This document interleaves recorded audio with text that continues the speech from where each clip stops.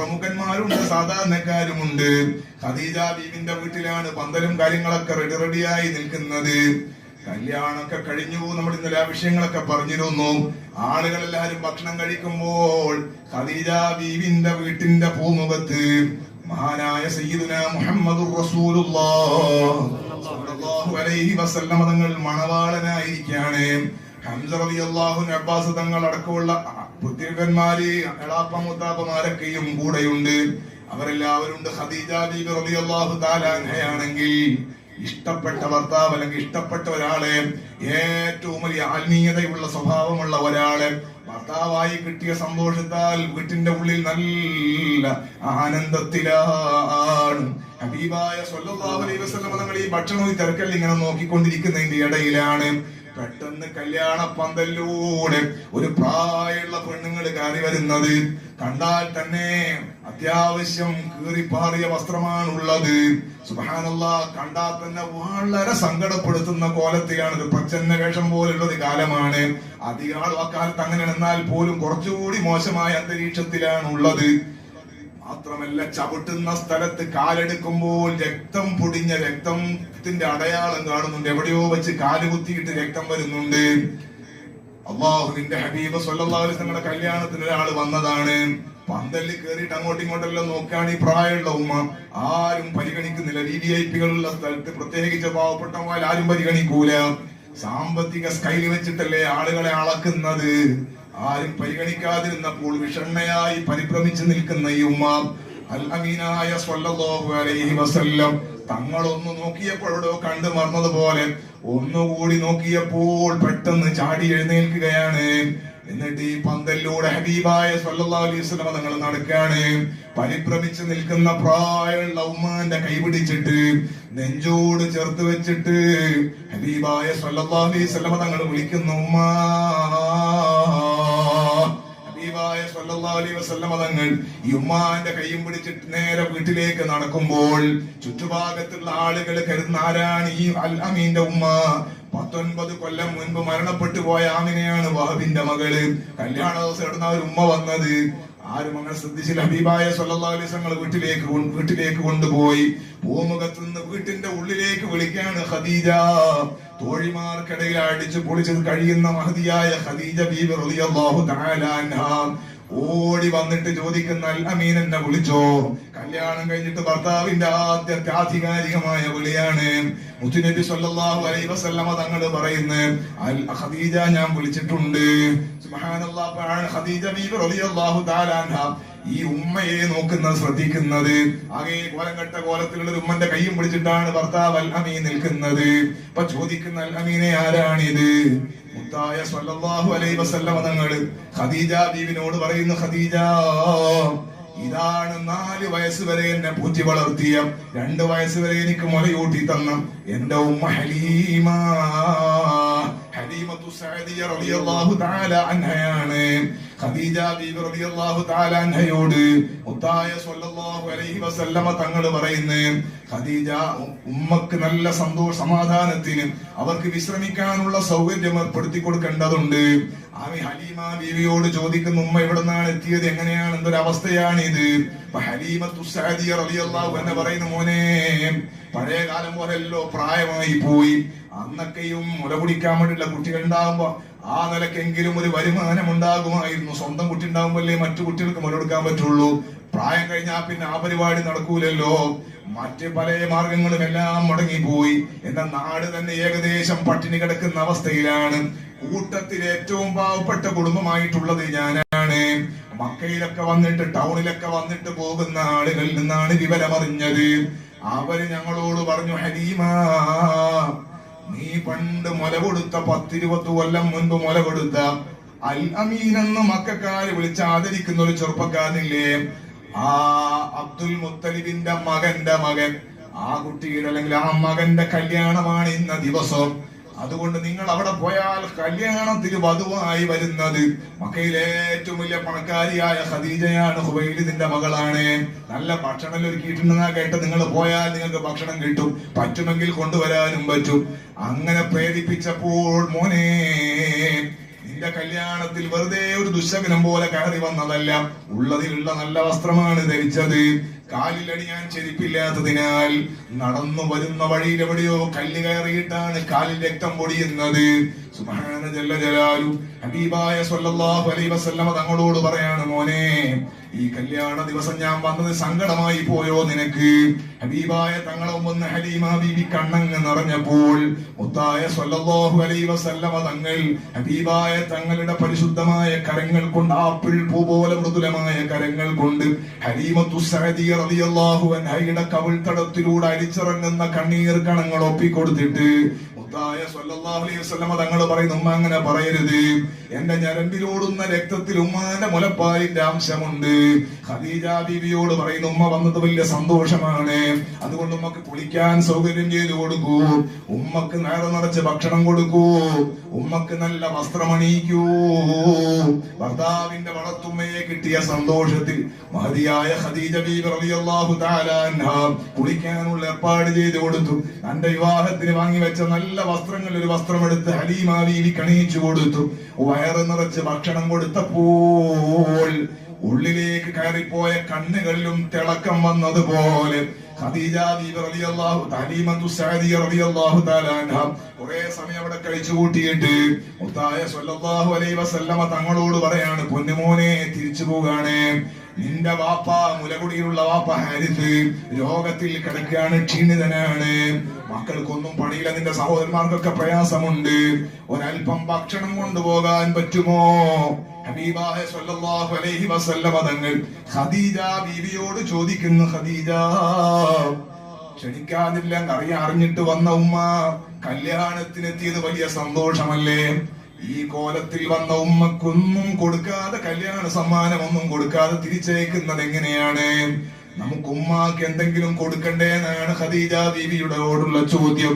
മുത്തായ സ്വല്ലല്ലാഹു അലൈഹി വസല്ലമ തങ്ങൾ ചോദിച്ചപ്പോൾ ഹബീബായ തങ്ങളോട് ഖദീജ ബീവി മറുത്തൊരു ചോദ്യം, അൽ അമീനെ, ഞാൻ എന്ത് പറയാനാണ്? നിങ്ങൾക്ക് ഇഷ്ടമുള്ളത് കൊടുക്കാം. ഹബീബായ സ്വല്ലല്ലാഹു അലൈഹി വസല്ലമ തങ്ങൾ ഖദീജ ബീവിനോട് ചോദിക്കുന്നു, ഖദീജ, ഞാൻ എങ്ങനെ കൊടുക്കാനാണ്? തങ്ങളെ മനസ്സൊന്ന് നൊന്തുപോയതുപോലെ, തങ്ങളെ മുഖത്തൊരു വേദന വന്നതുപോലെ ഖദീജ ബീവിനോട് ചോദിക്കാണ്, ഞാൻ എങ്ങനെ കൊടുക്കാനാണ്?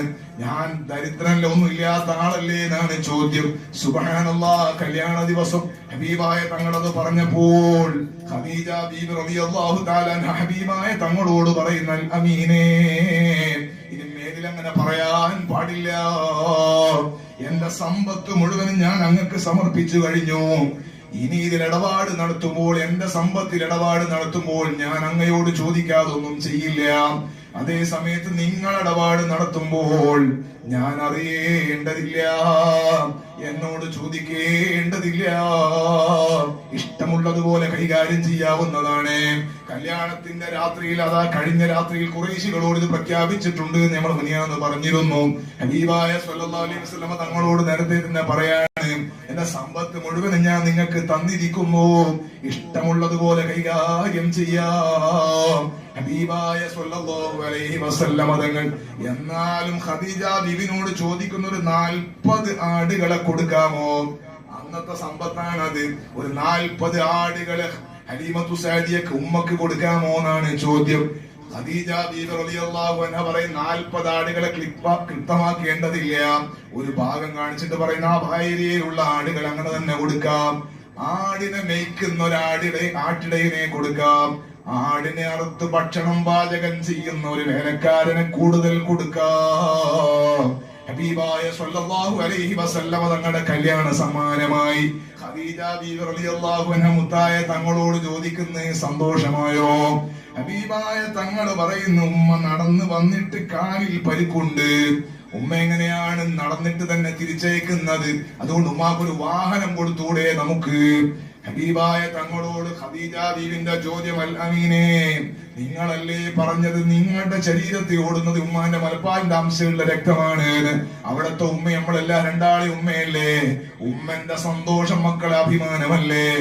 അതുകൊണ്ട് ഖുറൈശികളെ കൂട്ടത്തിൽ, അറബികളെ കൂട്ടത്തിൽ വിവിഐപികൾ ഉപയോഗിക്കുന്ന മെർസിഡീസ് വാഹനമാണ് ചുവന്ന ഒട്ടകം. ഇന്നത്തെ ബെൻസിനേക്കാൾ വിലയുള്ള സാധനം.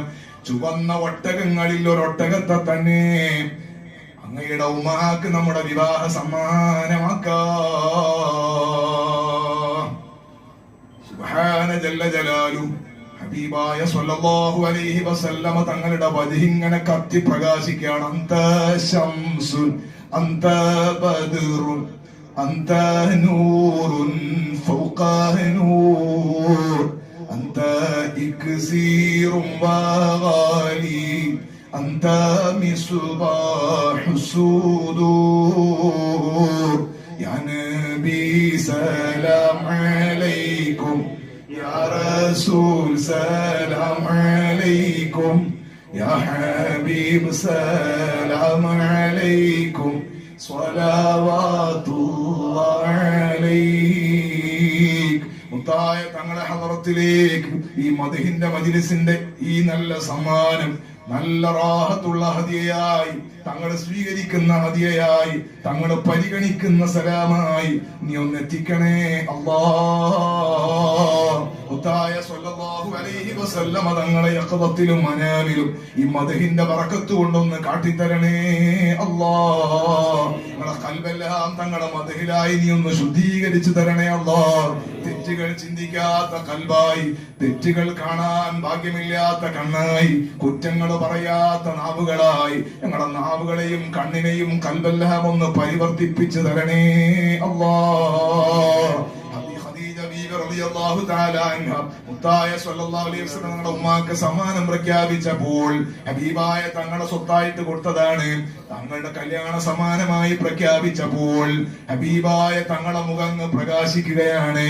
അജ്മലുൽ ഖൽഖായ മുഹമ്മദുർ റസൂലുള്ളാഹ് തങ്ങളുടെ ഹലീമത്തു സഅദിയ റളിയല്ലാഹു അൻഹയോട് ഉമ്മയോട് ചോദിക്കുന്നു, ഉമ്മക്ക് സന്തോഷമായോ എന്നാണ് മോന്റെ ചോദ്യം. സുബ്ഹാനല്ലാഹ്. ഹലീമത്തു സഅദിയ റളിയല്ലാഹു അൻഹ വിതുമ്പി കരയുകയാണ്. ഹലീമത്തു സഅദിയ റളിയല്ലാഹു അൻഹയ്ക്ക് നിയന്ത്രണം കിട്ടുന്നില്ല, കരയാണ്. ഹബീബായ തങ്ങൾ ചോദിക്കുന്നു, ഉമ്മ എന്തിനാണ് കരയുന്നത്? സന്തോഷിക്കല്ലേ വേണ്ടത്, എന്തിനാണ് കരയുന്നത്? ഹലീമത്തു സഅദിയ റളിയല്ലാഹു അൻഹ മുത്തായ തങ്ങളോട് പറയുന്നു, പൊന്നുമോനെ, ഇത് ആനന്ദത്തിന്റെ കണ്ണുനീരാണ്. എനിക്ക് എന്റെ ശരീരം, എന്റെ കൽബ് നിയന്ത്രിക്കാൻ കഴിയുന്നില്ല. ചെറുപ്പത്തിൽ പല കുട്ടികൾക്കും ഞാൻ മുല കൊടുത്തിട്ടുണ്ട്, പക്ഷേ വലുതാകുമ്പോൾ അവരാരും തിരിച്ചറിയാറില്ല. തിരിച്ചറിഞ്ഞാൽ തന്നെ അറിഞ്ഞ ഭാവം നടിക്കാറില്ല. നിന്നെ കുറിച്ച് ഞാൻ കേട്ടിരുന്നു മോനെ, നീ ഇതുവരെ സങ്കടത്തിലും പ്രയാസത്തിലൊക്കെ ആയിരുന്നു എന്ന് ഞാൻ അറിയുമായിരുന്നു. നീ കല്യാണത്തിലൂടെ നിന്റെ ഭാര്യയിലൂടെ ഒരല്പം സന്തോഷകരമായ അവസ്ഥയിലേക്ക് വന്ന ദിവസം തന്നെ ഒരപശകുനം പോലെ, ദുശകുനം പോലെ കല്യാണത്തിന് കീറിപ്പാറിയ വസ്ത്രവും ധരിച്ച വന്ന് നിന്റെ വിവിഐപികളായ ഭാര്യ വീട്ടുകാരുടെയും കുടുംബക്കാരെയും നിന്റെ പ്രമുഖരായ തറവാട്ടുകാരുടെ ഒക്കെ മുമ്പിൽ വെച്ച് എന്റെ കൈ പിടിച്ചിട്ട് നെഞ്ചോട് ചേർത്ത് വെച്ചിട്ട് നീ ഉമ്മാന്ന് വിളിച്ചില്ലേ? ലാ യുഹ്ദീകല്ലാഹു അബദാ. പൊന്നുമോനെ ഒരിക്കലും അല്ലാഹ് സങ്കടപ്പെടുത്തൂല. സങ്കടപ്പെടുത്താതിരിക്കട്ടെ. ഹലീമത്തു സഅദിയ റളിയല്ലാഹു അൻഹയുടെ ദുആ ആശീർവാദമാണ്. പൊന്നുമോനെ, എന്റെ നാട്ടിൽ നിന്ന് ഞാൻ വരുമ്പോൾ, നിന്റെ കല്യാണത്തിന് ഞാൻ ഇറങ്ങുമ്പോൾ, എന്റെ നാട്ടിലെ ഏറ്റവും പാവപ്പെട്ട പെണ്ണാണ് ഞാൻ.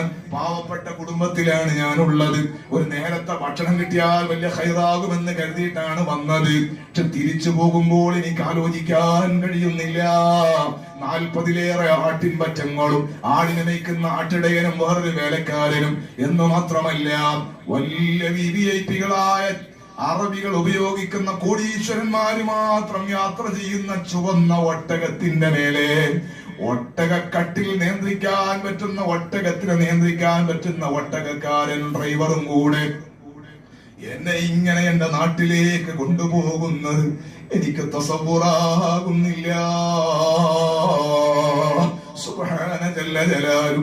ഹബീബായ സ്വല്ലല്ലാഹു അലൈഹി വസല്ലമ തങ്ങൾ 15 കൊല്ലം കഴിഞ്ഞു ഖദീജ ബീവി റളിയല്ലാഹു അൻഹയുടെ അടുക്കൽ വന്നു.